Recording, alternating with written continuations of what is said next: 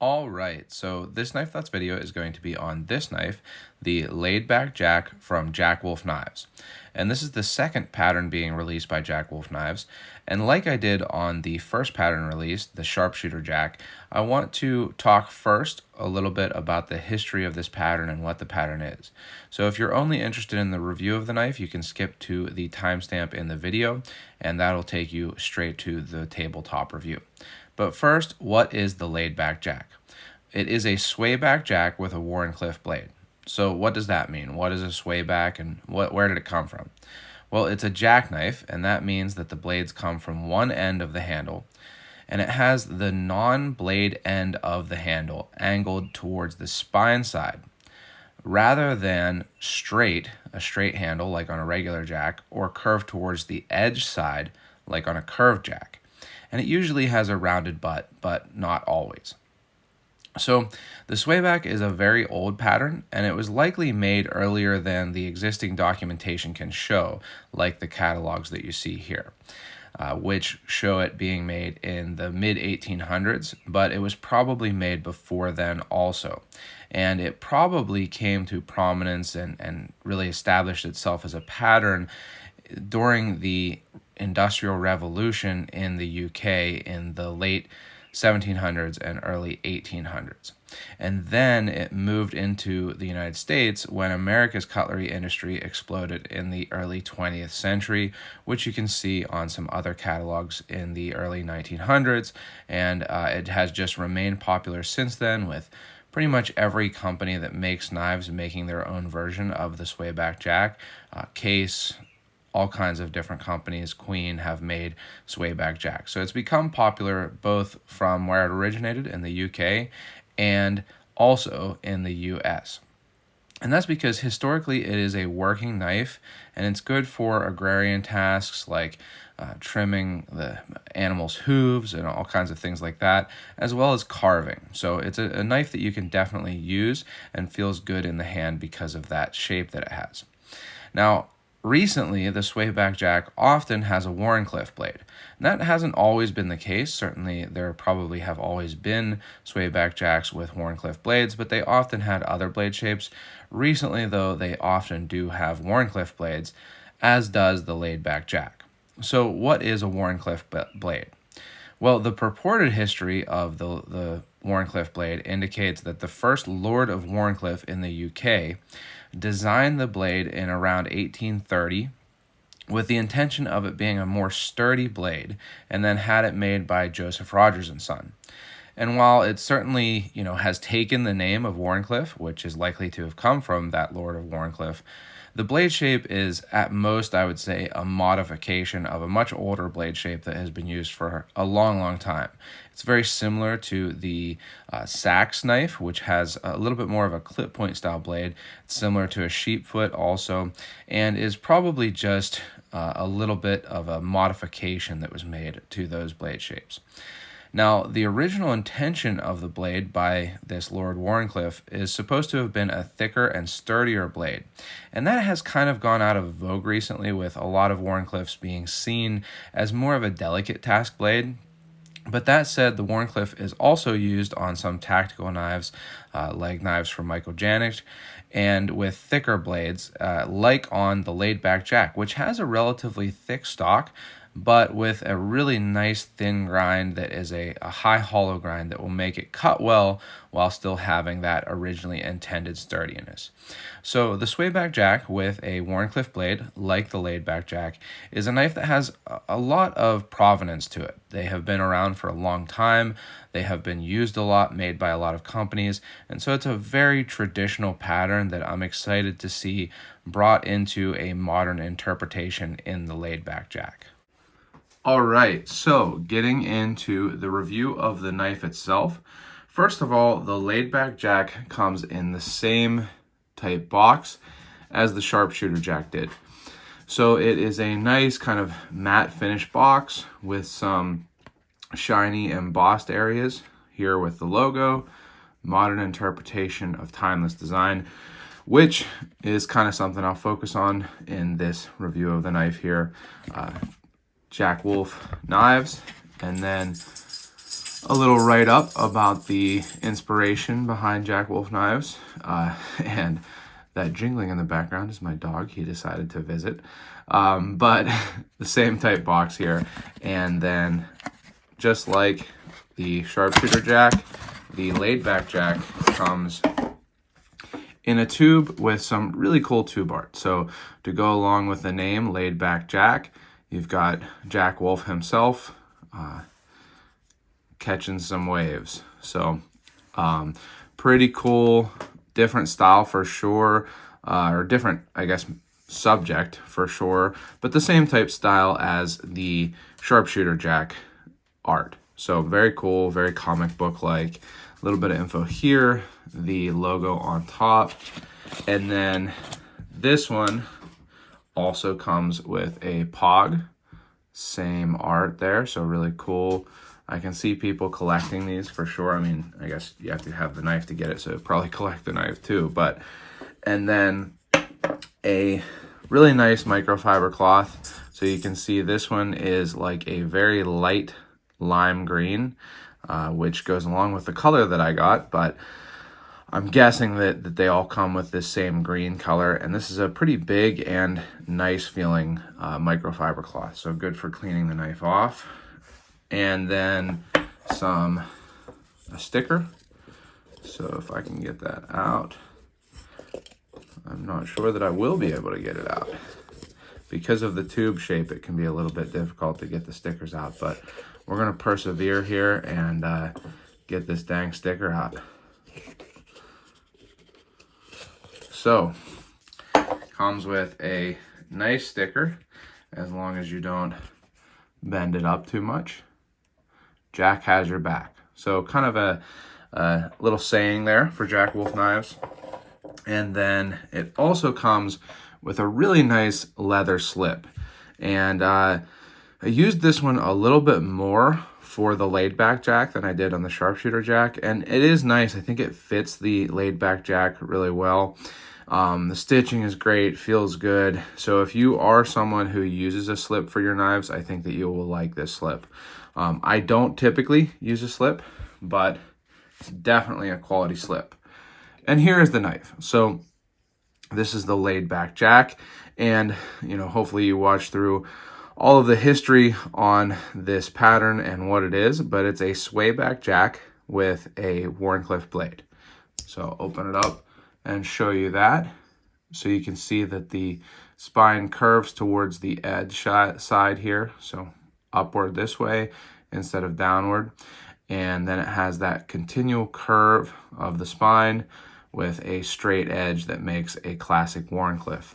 And as I mentioned, you can see it has a pretty good size stock, but then that full, tall, hollow grind makes for a very, very thin edge. So I did put this knife to use, as you saw earlier, and it cuts really, really well. Even though it does have, pretty sturdy stock, because it has that really high hollow grind, it cuts really nicely. And with the M390 steel, this is going to hold an edge for a while. It definitely feels like it is well heat treated to me. It sharpened nicely, but definitely felt like M390. So certainly a high-end steel on the blade. And then as you can see, I got the fat carbon version, and I just love this fat carbon. I'll tell you what, I've never owned a knife in fat carbon before. I have seen some, but this is the first knife that I have owned in fat carbon, and this looks really great. I think it looks great in video here, but I think it looks even better in person. There's just a whole lot of chatoyance from the carbon fiber layers, and then the green layers really make for an interesting pattern that I just really, really love. So the fat carbon is a little bit more expensive at about $300 versus $275. But honestly, I think that if you like the color, you'll probably be happy. I mean, it's $25 extra, but when you're already spending $275, I really like this fat carbon, and I think it's worth that if you're going to be buying the knife anyway. So I honestly have been surprised at how much I liked it. I mean, I like carbon fiber, but I really, really enjoy the look of this. Just really cool and unique, and I think they'll all be pretty unique. You know, each one will have its own character. And that really goes along with the fact that it is a modern traditional slip joint. So, you know, what does that mean when you say modern traditional? It's an oxymoron. It's a literal oxymoron. Well, there are a lot of modern slip joints, like the Spyderco Slip-Its and all kinds of others, even the Benchmade knives that have come out recently that are slip joints. That they are slip joints, but they're not traditional in any sense. They don't have traditional designs. And that's really what I love about these Jack Wolf knives, is that Ben has really stayed true to the traditional feel in the design. This is a classic swayback jack. So I'm going to give you some comparisons here of some other swayback jacks. And this is a Great Eastern Cutlery number 47 Viper. This is a really highly thought of knife. For a long time, it was one of the most sought after GECs and one of the hardest to get.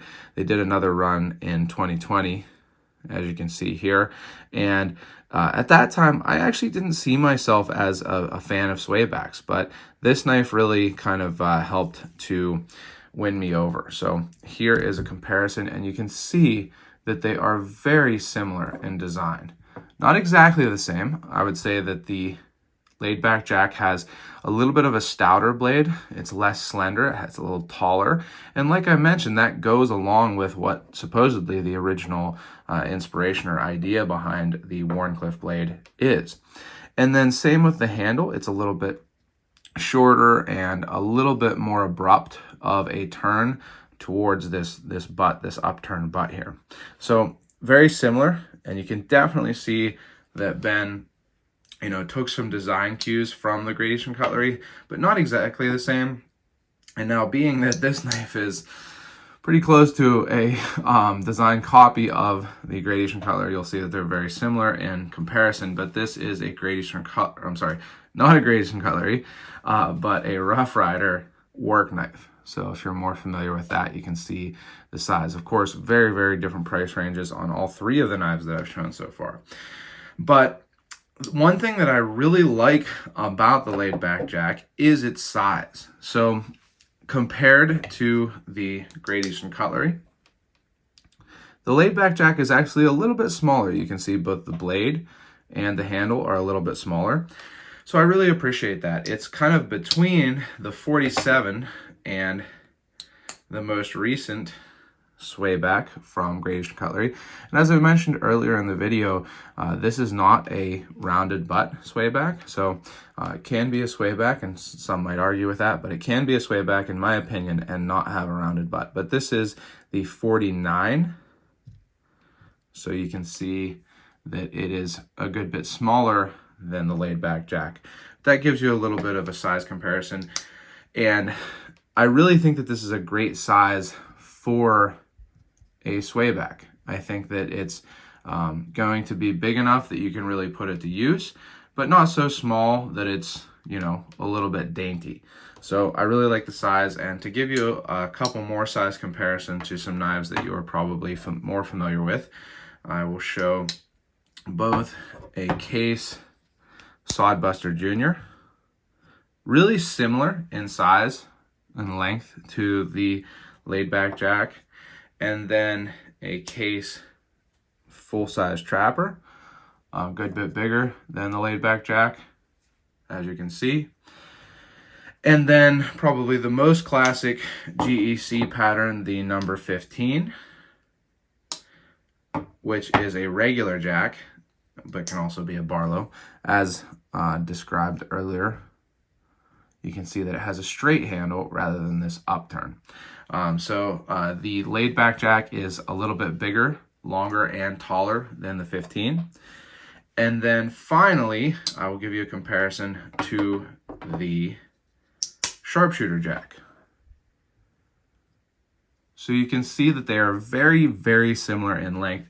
Not exactly the same in tallness, I don't think, but very, very similar in size. So you'll get a pretty good idea of the laid back jack if you've had the sharpshooter jack. But you can see the sharpshooter is, I think, just a little bit longer in the handle and maybe a touch longer in the blade, but not a whole lot. So it's a very medium-sized knife. And speaking of the sharpshooter jack, a lot of what I said about the sharpshooter jack remains true for the laid back jack. So this is just a really well-made knife. First of all, it does have modern construction. It has screws, as you can see, holding in the covers as well as the bolsters, which are integral, so meaning that it's one piece of titanium that forms both the bolster and the liners on each side. One piece per side. It's not across both sides, but it's not like this bolster is welded on or screwed onto the liner. It is part of the liner.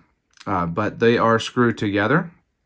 The scales or covers are screwed on, and then there is a spring screw in here that actually has a tube that goes through the spring, and then the screws go into that. So modern construction, instead of pinning or riveting, it has screws.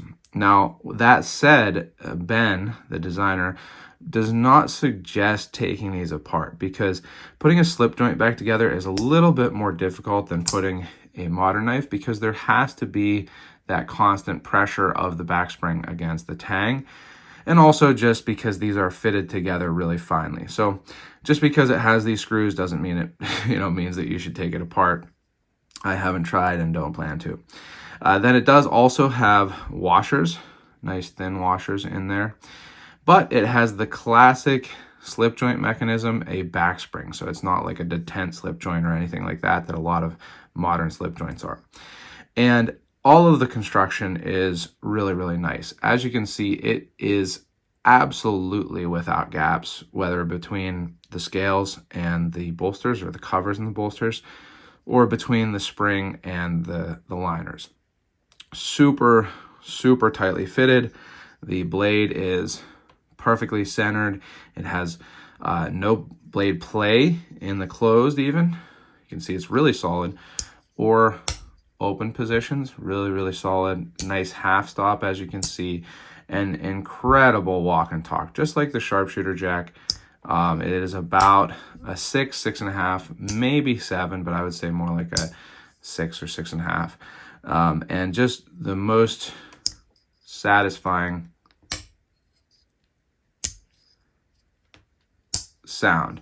And I mentioned in my review of the sharpshooter jack that one thing that can be had on a modern slip joint is a stop pin, but Ben mentioned that he prefers not to have them because they do change the sound, the walk and talk, the talk specifically, but also it's kind of it doesn't, if you were to use this knife and sharpen it, you couldn't drop the kick, and it's less traditional. But speaking of dropping the kick, the tip is not proud, which I was really happy to see. If I remember the prototypes, the tip sat a little bit higher on this. So I was happy to see that. Now, if you really push your finger in here, I can catch it a little bit. And I don't know if you can see that or not, but you can catch the tip a little bit. But there we go. But that's if you really push in. And I don't see this as being a practical issue. It's not like some proud tips, particularly on knives that have an upward turn of the tip, that you could really catch on it. You have to really force it to catch your finger on that, and so I don't think it's a problem. You can see that it isn't proud. It's just because it's close to the end of the blade well. So just really, really well made. One last thing that I know takes a lot of work is that the spring is completely flush at all 3 positions, fully open. You can see that really nice interface between the spring and the blade at half stop, and then also at closed. And one last thing on this knife that I really wanted to mention is this swedge. I think that this swedge is really nicely done and a good addition. Now, it's not something that I cared about at all, but I know I had some people mention that they didn't like the squareness or sharpness of this angle between the grind or the flat of the blade and the spine on the sharpshooter jack. I didn't mind it at all myself, but you don't really have that on the laid back jack. If that is something you minded, you can see that this swedge goes all the way up to here. It's a drawn swedge rather than a cut swedge. So That's a nice thing also. And then you can see that I also, like on the sharpshooter jack, can pinch this open very easily, which I like. I prefer to pinch a knife open generally, but you can certainly use the nail nick also.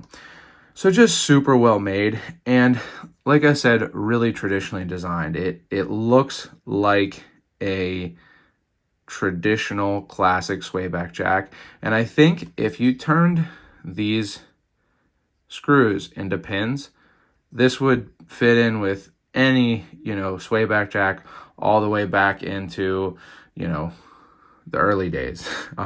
Maybe not quite the 1800s, the mid 1800s, just because this handle material might look a little too funky, but in the 1900s, they were making really, really funky looking handles with different synthetics and things like that. So I think that this knife with pins instead of screws would fit in all the way back, into all the way back in the American tradition of knife making. If not completely fit in, it would look familiar. So that's, to me, what makes this a modern traditional, even though that is an oxymoron, because it has so much inspiration and so many design cues from a true traditional swayback. I think it makes sense in this case to call it a modern traditional slip joint. So I have really enjoyed this laid back jack. Like I said, I kind of wasn't really a swayback person for a long time, and then was converted by the GEC Viper, and since then I've gotten a few. And I think that this is my favorite one. I love the size. The fat carbon is incredible. It's super lightweight. It's easy to carry. The stainless steel, the M390 steel, is great. And I just really like that Ben is bringing these traditional designs into modern slip joints. So speaking of Ben, I really appreciate him sending this along. It's something where I love getting to look at these knives, so I hope you enjoy my videos on them and getting to see my perspective. If so, make sure you give the video a thumbs up. You can definitely leave your comments in the below the video. Also, make sure you check out in the description the dealers that will be carrying this knife, as well as at Jack Wolf Knives. Actually, he might only be doing this one at dealers. Either way, it'll be in the description. And these will be going live on Friday, the 13th of May, 2022. So make sure you get on them as soon as you can.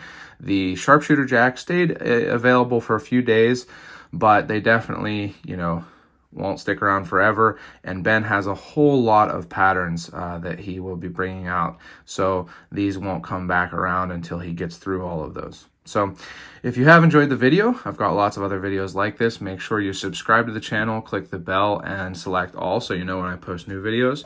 Also check me out on other social media. I'm on Instagram and Facebook at Knife Thoughts, and my website, knifethoughts.com, where I post articles on knives like this and knife-related topics.